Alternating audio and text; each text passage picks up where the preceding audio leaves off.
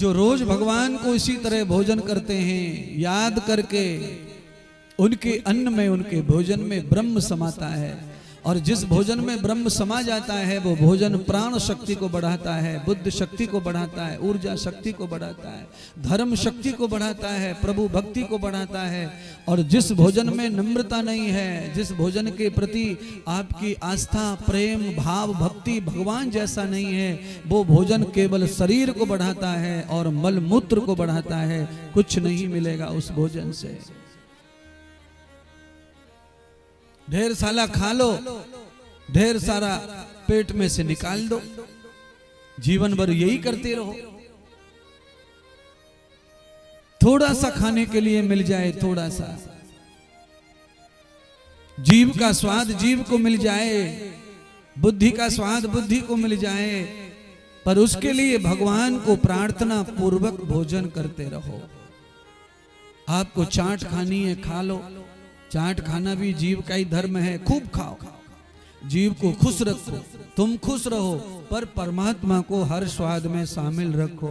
56 प्रकार का भोजन मतलब सब स्वाद भगवान को चाहिए।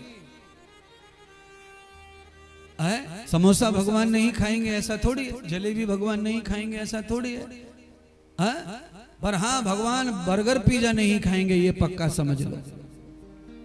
चाउमीन फाउमीन भगवान नहीं खाएंगे।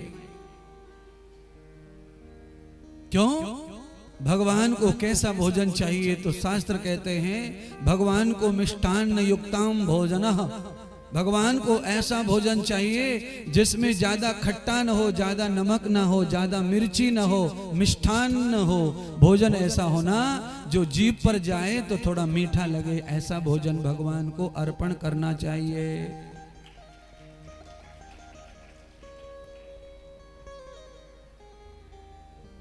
भगवान को अर्पण करने का मतलब है स्वयं भोगना।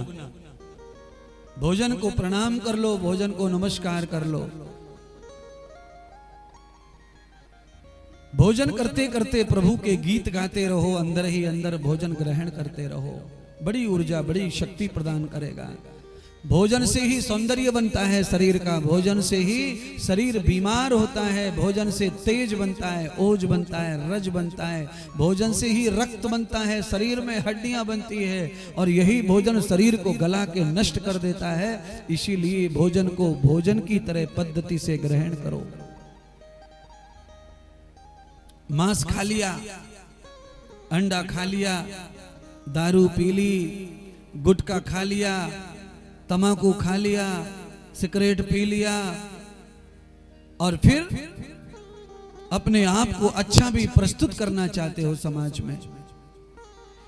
मैं कितनी सारी दुनिया ऐसी है जिनमें ये सारे अवगुण हैं, और फिर भी अपने आप को महान प्रस्तुत करना चाहते हैं समाज में। सब दुनिया के ऊपर अपना हुकूमत करना चाहते हैं। अरे भैया, हुकूमत तुम करो, पर तुम्हारे आहार का तो ध्यान करो, खान पान का तो ध्यान करो। समाज को कैसा मैसेज दे रहे हो? भगवान कृष्ण के सपूत, भगवान कृष्ण के वंशज, भगवान राम के वंशज, भगवान शिव के वंशज, भगवान ब्रह्मा के वंशज, भगवान मनु के वंशज, अरे गणाद गौतम ऋषि के वंशज। आप सब लोगों को इतना ध्यान होना चाहिए कि तुम्हारे ऋषियों का, तुम्हारे पूर्वजों का जो आहार है वो केवल गाय का दूध है और अन्न है। ये सब्जियां भी नहीं थी पहले, सब्जियों का भी विकास नहीं हुआ था। हम जब छोटे थे तो हमने तो छोटेपन में जो देखा वो बता रहे हैं आपको। हमने अपने छोटेपन में क्या देखा? घर की पीछे की छत पे घिया लटक रहा है, लौकी लटक रही है, काशी फल लटक रहा है, तुरैया लटक रही हैं, थोड़ी सी जगह बची है भैंस बांधने से, वहां पे पालक बो रखा है, वही मेथी बो रखी है, उसी से ही गुजारा घरों का चलते आ रहा है। तुम्हारी तरह नहीं है कि लाओ भाई 500 रुपए किलो की मछली खा रहे, कोई मांस खा रहे, और अब अपने जहम को, अपनी आत्मा को कष्ट पहुंचा रहे, नष्ट कर रहे। देखिए, मैं मांस की, अंडे की, तंबाकू की, शराब की बात करता हूं तो कई लोग चिढ़ जाते हैं, परेशान हो जाते हैं। अरे भैया, मुझे तुम अपना सबसे हितैषी मानिए। क्यों? क्योंकि इस बुराई को शरीर ग्रहण नहीं करना चाहिए। तुम्हारा शरीर अनमोल है, ये लंबे समय तक तुम्हारे पास रहना चाहिए, जिससे तुम्हारा परिवार, तुम्हारे बाल गोपाल, बच्चे, तुम्हारे रिश्तेदार लंबे समय तुम्हारे साथ व्यवहार कर सकें, तुम्हारे साथ रह सकें। जल्दी चले जाओगे, बीमार हो जाओगे, पूरा घर नष्ट हो जाता है। किडनी फेलियर, कैंसर का मरीज पूरे घर को बर्बाद कर देता है। खुद तो मरता है पर पूरे घर को भी गरीब करके ही मरता है। ये दो बीमारी ऐसी खतरनाक है। इसीलिए लीवर को, फेफड़ों को अच्छा रखो, अपनी किडनियों को बढ़िया से बढ़िया कोशिश करो अच्छी रहें। जो होगा वो होगा, पर हमें कोशिश तो अच्छी करनी चाहिए। कौन सा कथाकार है, कौन सा रामायणाचार्य है जो ये कहेगा कि आप दारू पियो, अंडा खाओ? सब लोग यही कहेंगे कि मत खाओ, मत खाओ। ये गलत चीज है। अच्छा, आप बताना, मुझे एक पूछना हूं सवाल। आपकी सब्जी दाल जो आप खाते हैं, अच्छा उसमें अचानक पत्थर आ जाए तो आप क्या करते हैं? खाते खाते दाढ़ के नीचे पत्थर आ जाए तो आप क्या करते हैं? आप उस पत्थर को चबा जाते हैं, गटक जाते हैं, निगल जाते हैं, पेट में ले जाते हैं कि उसे थूक देते हैं? आप ही बताओ क्या करते हैं? आपकी रोटी में बाल आ जाए तो आप क्या करते हैं? उसे खा जाते हैं कि निकाल देते हैं? जब बाल और पत्थर जैसी चीजें आपके पेट को स्वीकार नहीं है तो इतनी बड़ी बड़ी टांगे बकरे की, मुर्गे की, ये कैसे स्वीकार हो जाती है? खारा पानी, फिल्टर का पानी, लोग एक्वागार्ड लगा करके घरों में पानी पी रहे हैं। पानी खारा नहीं चाहिए। दारू चाहे जितनी भी कड़वी पी लेगा, पर पानी तो फिल्टर का पिएगा। घर में पानी से बीमार हो रहा है और दारू पी के क्या महान हो जाएगा? कुआं का पानी पी ले, पोखरा का पानी पी ले, बोरिंग का पानी पी ले, नल का पानी पी ले, कभी बीमार नहीं होगा तू। पर दारू से कभी स्वस्थ नहीं रहेगा।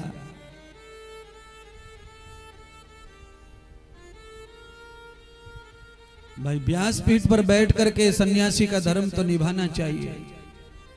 मुझे कहना चाहिए कि आप ऐसा मत करो। क्यों?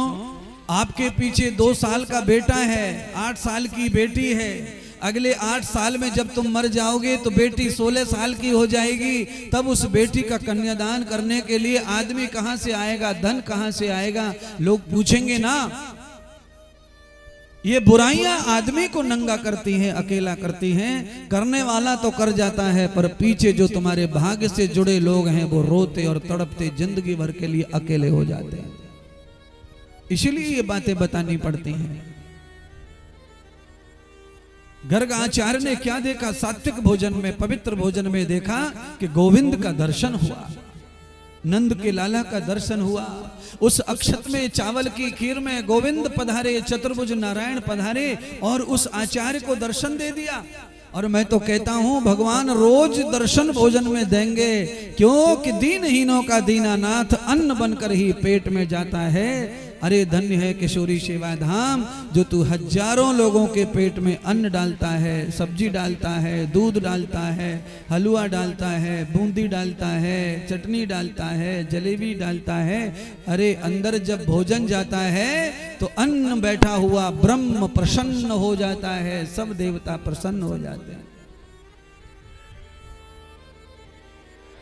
गले में सरस्वती बैठी है, हृदय में शिव जी बैठे हैं, नाभि पे नारायण बैठे हैं, पीठ में गणेश बैठे हैं, हाथ में गोविंद लक्ष्मी बैठे हैं, आंखों में सूर्य बैठे हैं, कानों में आकाश बैठा है। जब तुम्हारे शरीर में भोजन ही अच्छा नहीं जाएगा तो ये भूखे प्यासे कैसे देवता रहेंगे खुश?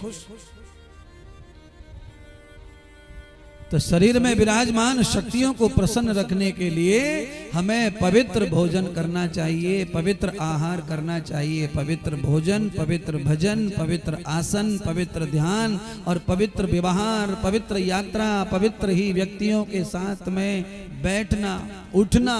क्योंकि तुम अकेले नहीं हो, तुम्हारे शरीर में अनेक देवता साथ में है। कुछ भी गलत होगा तो देवताओं को सबको पता चलेगा।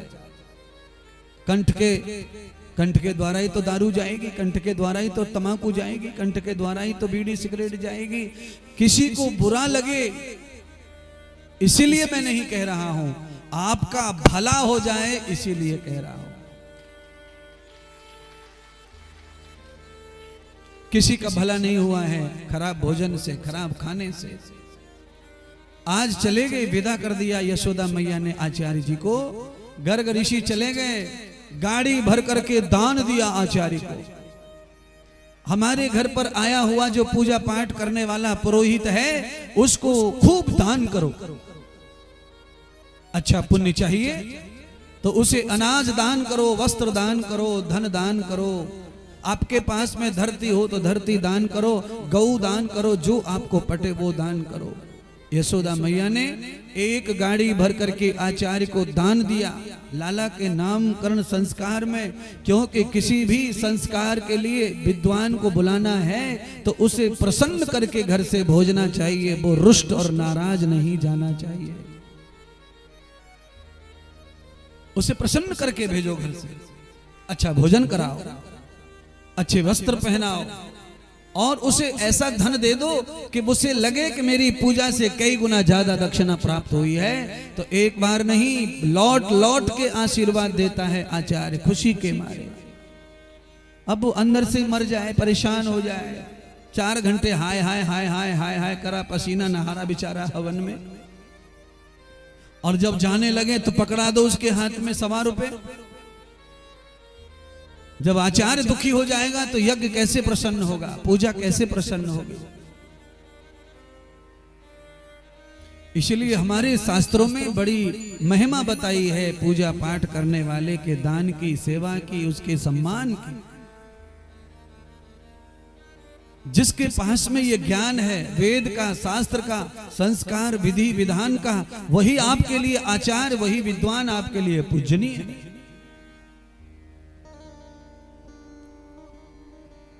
धीरे धीरे भगवान 6 महीने के हो गए। 6 महीने के भगवान हुए तो यशोदा मैया ने लाला के लिए पालना नया बनवाया, नए वस्त्र सिलवाए। क्योंकि अचानक भगवान का शरीर बड़ा होने लग गया। 6 महीने के होते ही कान्हा का शरीर बड़ा हुआ तो पालना छोटा पड़ गया, वस्त्र छोटे पड़ गए। नए वस्त्र, नया पालना और नया ही महल। सारी गोपियों को बुलाकर मैया ने करवट बदल संस्कार करवाया। और करवट बदल संस्कार में यशोदा मैया ने पालने की पूजा करवाई है, वस्त्रों की पूजा करवाई। और सब लोग रात में आज रत जगा करने लगी गोपियां। देवताओं के पवित्र पवित्र भजन गाने लगी गोपियां। यशोदा मैया का मन हुआ कि मेरे घर में आज मेरो लाला बड़ा होने लगो, अब तो मोकू भी नाचने लो चाहिए। यशोदा मैया भी नाचने का मन बनाने लगी। तो मैया को लगा कि कान्हा जग जाएगा, अभी सो रहा है। तो पालने को उठवा करके बाहर ले गई दरवाजे पे। माखन की बड़ी लाद गाड़ियां खड़ी थी नंद बाबा की, उनके नीचे जाकर पालना लटका दिया। और मैया आंगन में अंदर घर में जाकर जैसी गोपियां देवताओं के गीत गा रही, मैया नाचने लगी। यशोदा नृत्य कर रही है, देवताओं के गीत गा रही हैं। इसी बात का फायदा उठा करके पूतना का भाई संकटासुर आया कौए का भेष बना करके। अचानक गाड़ी के ऊपर आया तो राक्षस का भेष बना लिया, काल बन के टूट पड़ा भगवान के ऊपर। भगवान ने एक ही लात मारी, कहते हैं गाड़ी सहित फेंक दिया। और गाड़ी कहीं, मक्खन कहीं और वो दुष्ट कहीं, मृत्यु को प्राप्त हो गया। बादल फटने की जैसी आवाज आई, सारी गोपियां दौड़ पड़ी। क्या हुआ? अरे क्या हुआ? यशोदा मैया ने देखा तो लाला कहीं दिखाई नहीं दे रहा है। कान्हा का जब पालना नजर आया तो कान्हा अपने पैर के अंगूठे को मुंह में दबाकर चूस रहे थे। मैया को देखा तो हंस पड़े। भगवान के पैर में छोड़ी चोट लगी, दर्द समाप्त करने के लिए जीभ से लगाकर चाट रहे थे। आपकी जीभा के अंदर इतना अमृत है माता बहनों बंधुओं, इतना अमृत है कि दर्द भी हो जाए, अंगूठी में चमक आ जाए, चोट लग जाए, खून आ जाए, कट जाए, जीभा का पानी उसे रोक देता है, दर्द की, पीड़ा की, सबकी दवा तुम्हारी जीभा पर है। प्यारे बहनों, बंधुओं, इसीलिए अपनी जीवा को पवित्र रखो, जीवा पर पवित्र भोजन डालो, जीवा को पवित्र बचाओ। जीव का लार बचेगा, जीव का रस बचेगा, जीव का थुक बचेगा, तो आपके शरीर में सर्वस्व बचा रहेगा। और जीव का पानी खराब हो जाएगा तो आपके शरीर में अनेक बीमारियां पैदा हो जाएंगे। जिनकी लार अच्छी नहीं है ना, उनके बाल जल्दी उड़ जाते हैं सिर के, बहुत बाल उखड़ते हैं, ढेरों बालों का लग जाता है। इसीलिए अपने बालों को, अपने शरीर को, अपनी चमड़ी को अच्छा रखना है तो अपनी जीवा की जो लार है इसको पवित्र बनाए रखो और इसको अच्छा बनाए रखो। बोलो श्री कृष्ण कन्हैया लाल की जय हो। जैसे ही कन्हैया को लेके यशोदा आई, लगा के आज संकट से बचा है मेरा भगवान लाला, अंदर लेके आ गई। सारी की सारियां गोपियां इकट्ठी हो गईं और लाला के पालने पर बैठ करके लाला के लिए शुभ कामनाएं कर रही हैं और भगवान के भजन गा रही हैं। आइए एक और भजन के साथ में कन्हैया जी के लिए हम जुड़े। आज भगवान संकट से बचे हैं तो यही भगवत कह रही है कि जब भी संकट से प्राण बचे तो हमें भगवान के गीत जरूर गाने चाहिए। कन्हैया झूले पलना ने कदीरे जोटा दीजो। कन्हैया झूले पलना ने कदीरे जोटा दीजो। हरि बोल। अरे नहा लो बारिश में, डरो मत। अभी आधा घंटा पहले तो सब कूलर को इधर उधर सरका रहे थे, अब भाग रहे हो, इंद्र देवता प्रसन्न हो रहे तो होले झोटा दियो, होले झोटा दीजो, होले झोटा दीजो, कदीरे जोटा दीजो। कन्हैया झूले पलना ने कदीरे जोटा दीजो। कन्हैया झूले पलना ने होले झोटा दीजो। कन्हैया झूले पलना ने कदीरे जोटा दीजो। कन्हैया झूले पलना ने कदीरे जोटा दीजो।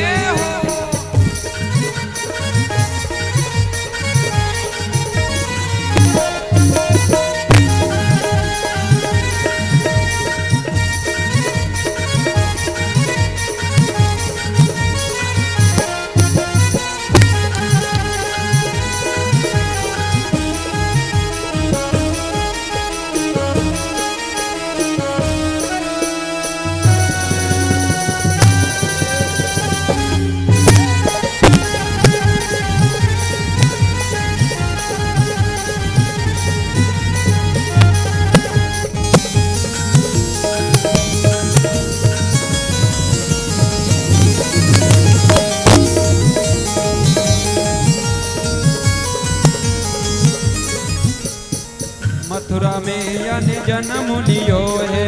मथुरा में अन जन्म लियो है। मथुरा में अन जन्म लियो है।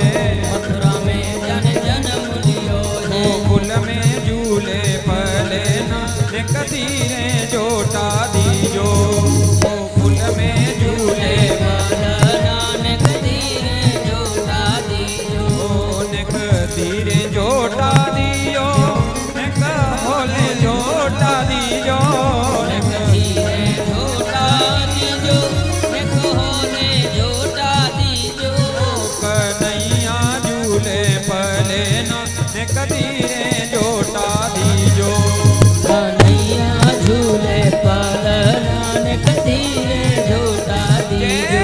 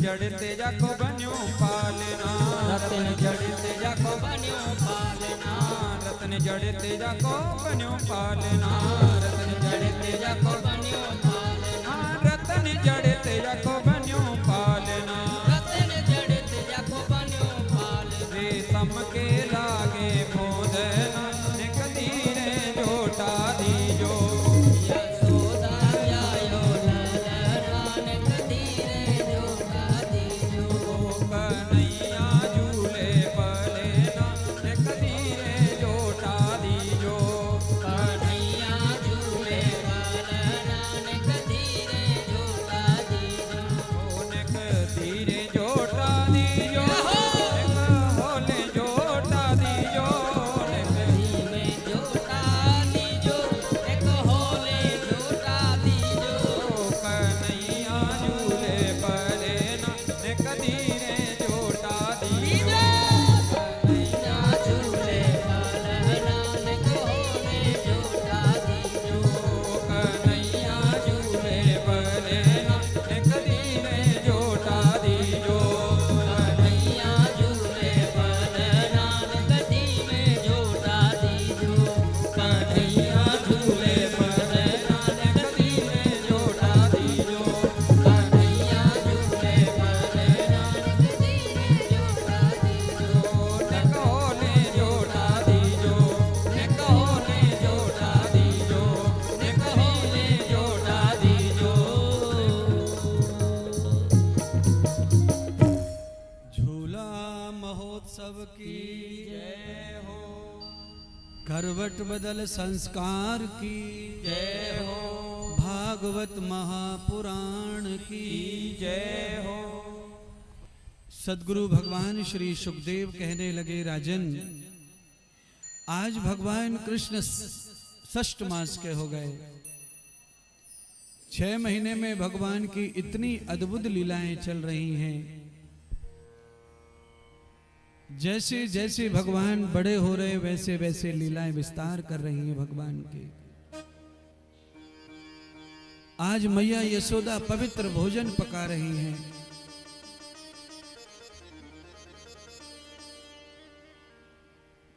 भगवान पालने में खेल रहे हैं। मैया ने जल्दी जल्दी भोजन पकाया, थाली में सजा करके नंद बाबा को परोसने के लिए गौशाला में गई। इतनी देर में संकटासुर और पूतना का एक भाई था जो बहुत दिनों से गोकुल में घात लगा के बैठा था। बदला लेने के लिए उसने बवंडर का भेष बना लिया, तूफान बन के घुस गया, भोजन गिरा लिया पुत्र यशोदा मैया का सारा भोजन मैला कर दिया। यशोदा दौड़ी घर की ओर, बालक को कहीं उड़ान ले जाए तूफान, बालक को सच में उड़ा ले गया तूफान। कहते ही बादलों में जाकर प्रभु ने उस तृणाव्रत नाम के दैत्य को मारा, तब जाकर वो शांत हुआ तूफान और भगवान लौटकर अपने पालने में आ गए। यशोदा मैया आई घर पे, तब तक भगवान पालने में आकर के लेट गए। यशोदा ने देखा भगवान पालने में, तब उनकी श्वास में श्वास आई, पर सारा भोजनालय सब धूल मिट्टी से खराब हो गया। परीक्षित जी ने पूछा, गुरुदेव ये तृणाव्रत इस तरह क्यों आया? तो कहा ये मैया यशोदा की भूल के कारण आया। यशोदा मैया ने भोजन पका करके बिना प्रभु के भोग लगाए पति को भोजन परोस दिया, इस कारण वो भोजन मिट्टी से, तिनके गंदगी से भर गया। शास्त्र जो कहते हैं, भागवत में जो बताते हैं, वो एक एक बात हमारे जीवन में उपयोगी है। बंधुओं बहनों, आप भी कोशिश करो, भोजन का पहला ग्रास भगवान के नाम का ही होना चाहिए, चाहे वो गऊ को प्राप्त हो जाए, चाहे वो गोविंद को प्राप्त हो जाए, चाहे वो गुरुदेव को प्राप्त हो जाए। पति को भी भोजन तब ही लंबी उम्र देता है जब उस भोजन को भगवान ने प्रसाद बना दिया हो।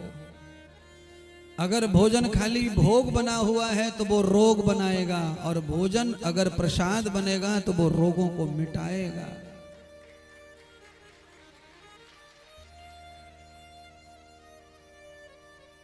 पुराने जमाने में बीमार हो जाए कोई तो उसको डॉक्टर कहते थे दलिया खिलाओ, इसको खिचड़ी खिलाओ।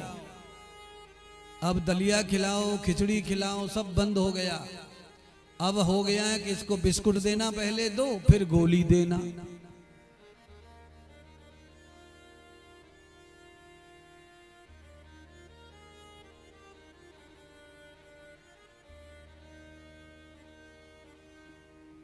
अनाज को थोड़ा सा दल करके, आधा कूटा काट करके उसे धीमी अग्नि पर पका लीजिए। वो अन्न बहुत ज्यादा फायदेमंद होता है शरीर के लिए।